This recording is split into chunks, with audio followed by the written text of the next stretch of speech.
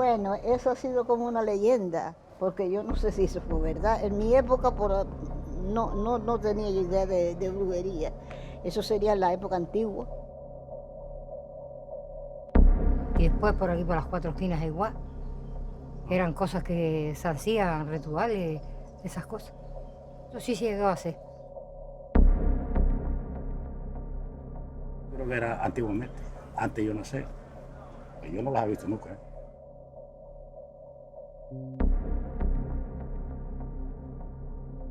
Nunca se oído nada de eso, de que hubieron brujas en el barrio, sí, pero una época muy atrás. Ya después te estoy hablando a lo mejor los 40, los 30, por ahí así, pero ya después de los 50 hacia acá, no. Ya todos nos conocíamos, éramos gente normal. Porque desde niños siempre hemos oído a nuestros abuelos o algo, algún tema de eso. Una mujer de hace 30 años que la vi yo así, y vestida de negro completamente, y decían, esa es una bruja. No entra. Pregúntale a otra gente si no te importa. Ese mundo no es el mundo nuestro. Ah, por aquí no hay bruja, por ahí son toda gente buena. Desde que el tiempo es tiempo, las brujas nos han acompañado como un elemento terrorífico en nuestra imaginación. Nos han atemorizado sobrevolando nuestras cabezas en escobas, como grotescas mujeres de piel verde y nariz puntiaguda, vistiendo un sombrero en pico, removiendo pócimas y, cómo no, con un gato negro por mascota. Estas mujeres, que representaban a la villana del cuento, han influido de forma profunda en la mente de todo el mundo. Podríamos decir que la brujería y sus ritos son conceptos asociados a la maldad. Pero pensemos por un momento. Un hombre que realiza hechizos, que usa su magia, ¿cuál es la primera palabra que se nos viene a la cabeza? Efectivamente, mago. Sin embargo, si utilizamos la misma descripción en referencia a una mujer, es decir, una mujer que realiza hechizos, ¿qué se nos viene a la cabeza? La bruja dice, te voy a convertir en rana. Y después aquí está la escoba y su bola mágica. Aquí están las jaulas que cuando los niños le convierten en rana, los jaulas ahí. Que está la bruja y acá está su escoba que iba por el césped. La sociedad canaria es una maravillosa mezcla de colores. En ella, los niños son un lienzo en blanco. ¿Por qué no hacerle la gran pregunta a ellos? Nos acercamos a un colegio al azar con un sencillo ejercicio. Vale, ahora les pregunto. ¿Ustedes saben lo que es una bruja? Sí. Vale. Ahora les voy a pedir, por favor, que si pueden dibujar una bruja canaria.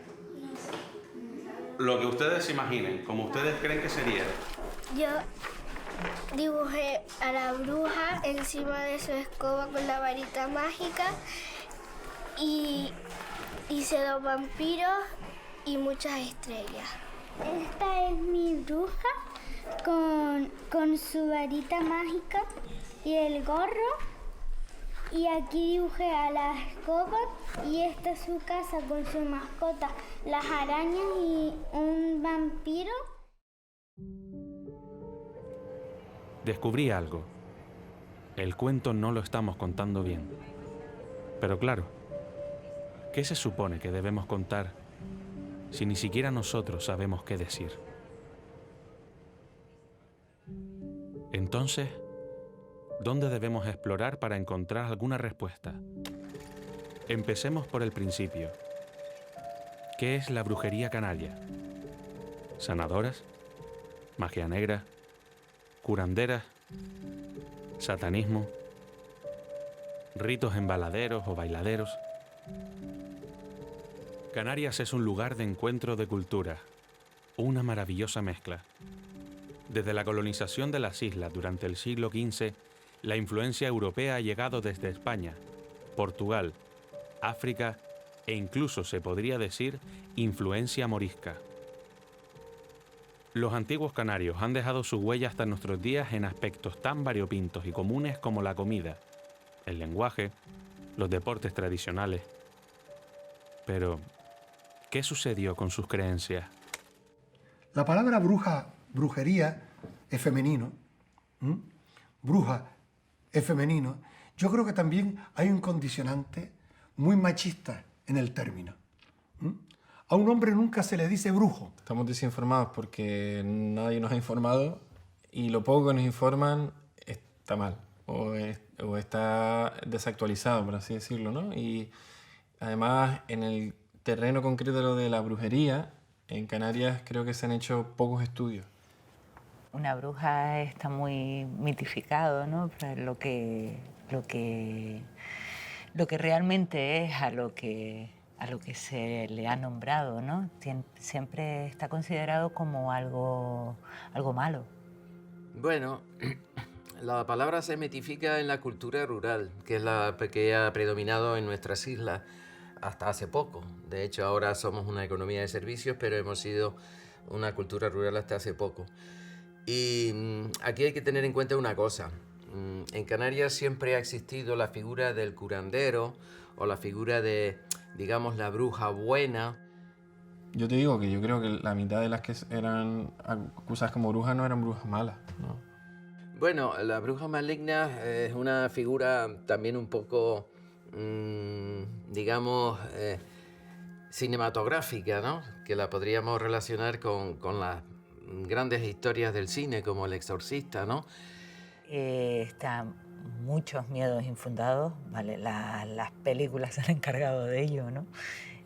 Tantas escenas de terror. Siempre se persiguió lo extraordinario, lo anormal, lo que iba más allá de la práctica religiosa católica, ¿no?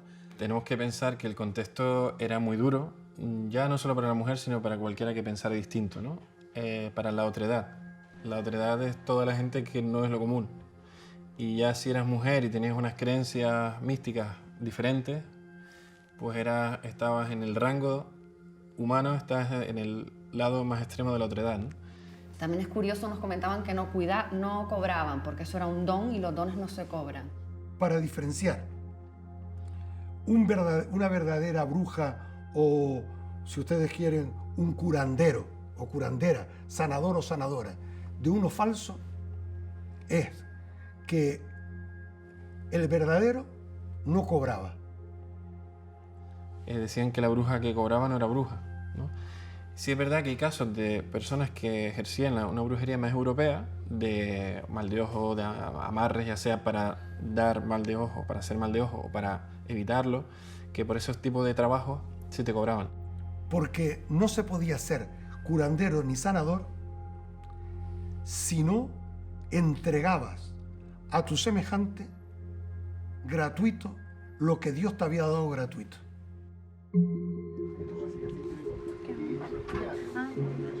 Cuando Armando me llamó para interpretar un papel en la Cueva de las Mujeres, me di cuenta de lo mucho que desconocía del tema. Un corto sobre las brujas de Telde. Pensé que era algo de fantasía, una película incluso de terror. Podría decirse que era una percepción compartida con mis compañeros. Pero investigando, caímos en lo curioso y bello que puede llegar a ser este tema cuando se conoce. Y que lo último que nos transmite es miedo. Solo ganas de entenderlo.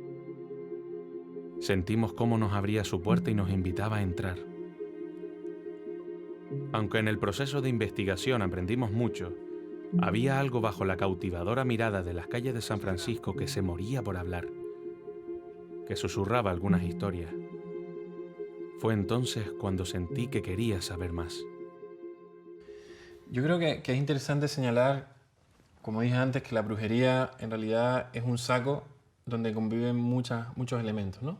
Muchas historias. Entonces, a medida que he ido investigando he ido viendo que, como todo en Canarias, no existe una sola raíz, ¿no? Hay muchas vertientes. Muchos ríos que confluyen a lo que podría ser el mar de la realidad canaria, ¿no? Bueno, Canarias es una mezcla de rituales importados desde la conquista y a la vez subsisten algunos rituales prehispánicos, o sea, que vienen de la época guanche, ¿no? Esos rituales se han conservado por el aislamiento que hemos tenido y se han conservado sobre todo en el sur de la isla. hay rasgos muy significativos que son muy propios de Canarias, que ya te digo, los ritos ancestrales son parecidos incluso en todo el mundo. Hay cosas que son elementos muy comunes, ¿no? Como entrar en trance, como el baile, los ritmos cadenciosos son iguales en Sudamérica, en Norteamérica, en Asia, en todos lados, ¿no?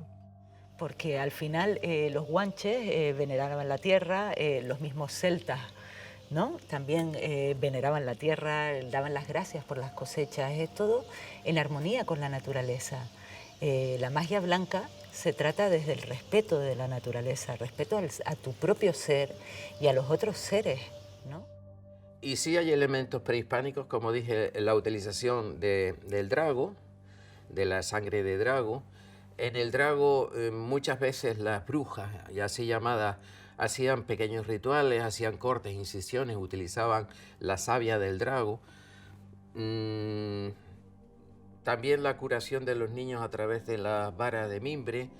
Hay cosas que han pervivido de la antigua cultura prehispánica, ¿no? El cronista me decía que había una señora que vivía en Tara, que sentaba a la madre y ponía el pomo y te daba medicinas naturales, las hierberas, ¿no? Que usaban hierbas para la hierba clean para quitarte el catarro, todas esas hierbas. Pues ella hablaba de su madre canaria, de su abuela canaria, y eso dice claramente que se mezclaba pues la cultura judío-cristiana pues con la cultura aborigen, y en Telde tenemos ingenios azucareros, y entonces también había muchos negros africanos, y ahí también se mezclaba pues toda esa cultura, siendo en este ámbito pues bastante rico. La abuela le transmite a la nieta, siempre en femenino, nunca en masculino. Podría tener 20 nietos y una sola nieta, pero la nieta era la depositaria.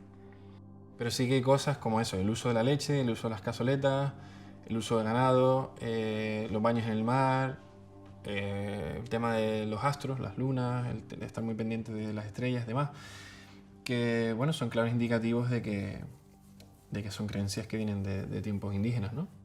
Ellos vivían en las cuevas, y las cuevas son un elemento mágico de su interioridad, digamos, espiritual, ¿no? Entonces, las cuevas son inherentes a esa forma de entender la vida que ellos tenían. Muy curioso, pero las cuevas se relacionan mucho con el culto femenino, además con el culto ancestral, ¿no? Que el sistema religioso patriarcal ha eliminado, ha sesgado totalmente, ¿no? Efectivamente, en Gran Canaria, que es una isla que tuvo un pasado prehispánico muy potente, con todo lo de las arimaguadas, etc., pues en Telde hay muchos lugares, como Cuatro Puertas, por ejemplo, que tienen un gran simbolismo, ¿no? Telde era la principal población prehispánica junto con Gáldar. Pero claro, después tenemos topónimos como el Llano de la Bruja, la Montaña de la Bruja. Tenemos el Baladero o Bailadero de las Brujas en San Francisco, o cerca de San Francisco. Es decir, que si los topónimos se ponen para bautizar lugares que tienen que ver con, pues tuvo que haber. Aquí tenemos una variante de la brujería muy interesante, y de la mujer, por lo tanto, ¿no? Entonces, esas mujeres vivían en sociedades que de por sí eran grises, eran opresivas, pero, bueno, pues además era una época donde los derechos de las mujeres, pues, bueno, estamos viendo constantemente. Además, ahora que estamos adquiriendo mucha conciencia de género, lo vemos con más nitidez, ¿no? Que eran mujeres sometidas, y ya no solamente mentalmente, sino más, por desgracia, físicamente. Yo creo que en realidad todo esto viene ligado al papel de la mujer. La mujer ha sido un ser muy marginado por la cultura machista, por la cultura católica también. Entonces, quienes de alguna forma practicaban todos estos rituales y de alguna forma se reunían y sabían lo que se hacía, eran mujeres, en su mayor parte mujeres despechadas, mujeres viudas, mujeres separadas, mujeres que habían sufrido en la vida. Surge siempre la persona nostálgica que nos habla del pasado, lleno de algodones y de perfume, ¿no? Y entonces te empiezas siempre con lo mismo, hablando, ponderando muy bien todo tiempo pasado. Y por lógica, aplastante, cualquier tiempo pasado, yo siempre lo digo así, cualquier tiempo pasado fue peor. No sé, al final es... todo lo malo es lo que lo quieras ver. Transfórmalo. Hay una cosa que no les he contado. Cuando fui al colegio y pedí a los niños y niñas que dibujaran una bruja canaria, algunos resultados sobre el papel fueron los que cualquiera imaginaría. Sombreros puntiagudos, caras verdes, verrugas, pócimas y hechizos que te convierten en rana. Pero entonces, una niña dijo algo inesperado. Hace años no había médicos, entonces ellas ayudaban y se le llamaron brujas.